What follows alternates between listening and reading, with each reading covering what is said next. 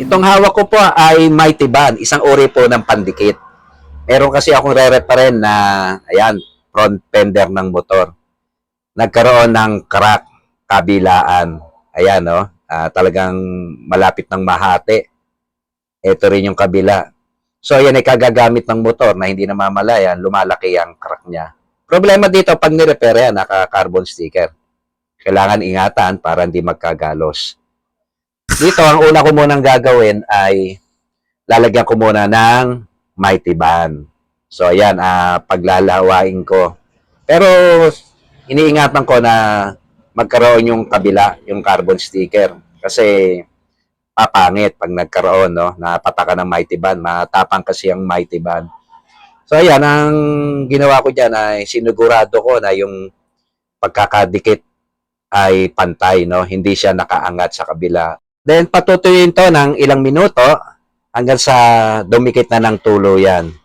Then, isusunod ko man lalagay ng Mighty Band ay yung kabilang crack naman. Ganun din ang proseso. Lawain din, no? Siguraduhin na malagyan ng Mighty Band yung magkabilang parte na nagkahiwalay, no? O yung pumutok para makasiguro tayo na dikit siya. Then, ganun din, pag maganda na yung lapat, patutuyuin muna ito ng ilang minuto.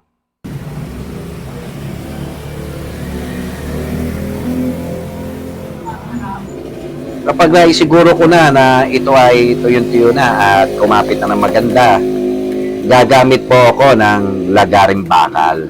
Yan, pinutol. At ito ay kukut-kutin ko at pagagaspangin ko mabuti.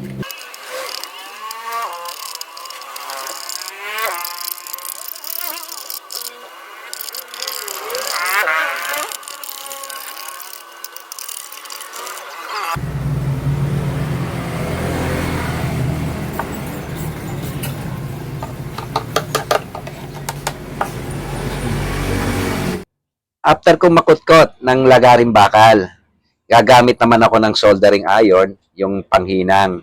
Paiinitin ko to ng gusto, then bubutasan ko yung fender doon sa portion na may crack. Kabila ang crack ang aking bubutasan.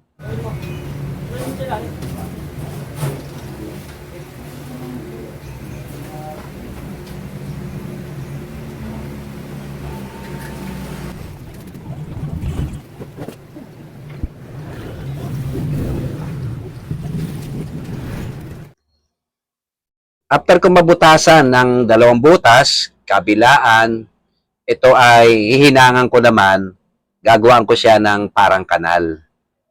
Dahil ito ay tatahiin ko ng alambre at yung alambre ay nakalubog doon sa pinakakanal. Kapag okay na yung butas at yung pinakakanal, tatahiin ko to ng alambre. Gagamit ako dito ng stainless wire na mataba lang ng konti sa staple wire. So, tigi-isang tahi lang, kabilaan. Pumili lang ako ng isang lugar na hindi makikita yung tahi. Kasi naka-carbon fiber nga. Iniiwasan ko na ito ay masugatan para hindi na mapalitan ng bago pang carbon fiber sticker.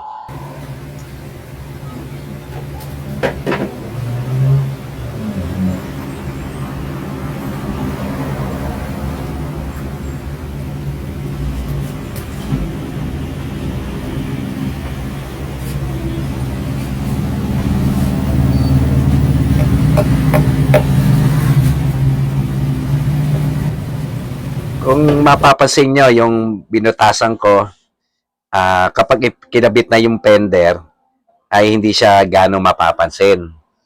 Kasi pinili ko talaga yung lugar na pagtatahian na hindi na makikita pa na ito ini-repair.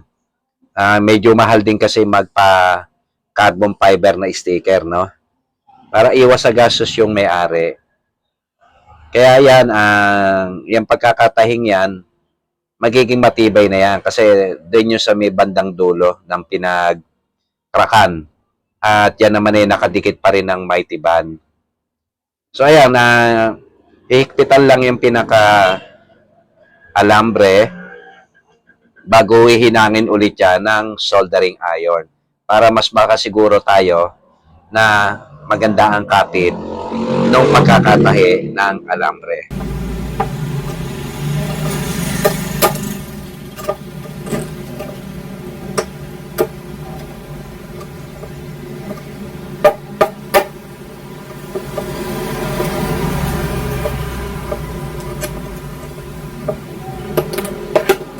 Kapag okay na yung pagkakatahe ng alambre, ayan, gagamit ulit ako ng soldering iron. Painitin ko ulit at muli kong hihinangin ito para matakloban na yung alambre. So, nakalubog yung alambre. Yun po yung purpose ng kanal. Hindi nakalutang yung alambre. Di ayan, hihinangin hanggang sa mapantay.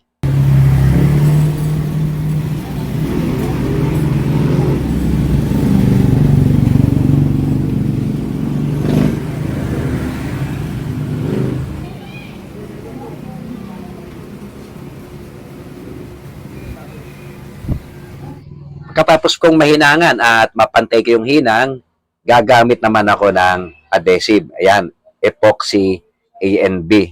Pinagmimix po yan ng equal part. So, bago ko idikit o bago ko lagyan ng epoxy A and B, niliha ko muna mabuti yung aking paglalagyan ng adhesive. Gumamit ako ng magaspang na liha. Pwede kayong gumamit dito ng 100 grit or 120 grit. Or pwede rin kutkutin nyo muna ito ng talim ng lagaring bakal para makasiguro po tayo kapag inilagay po natin yung adhesive na epoxy A and B ay makapit na makapit siya.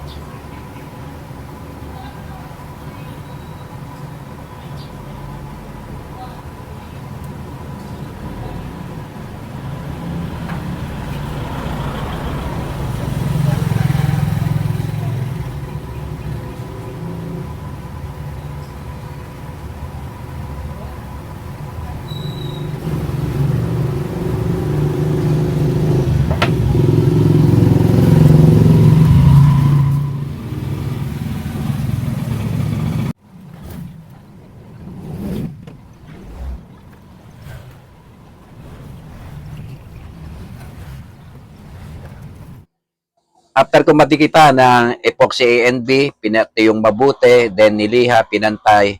Then ngayon naman ay aking pipitan ito ng matte black. Ayan, ginamitan ko lang siya ng brush.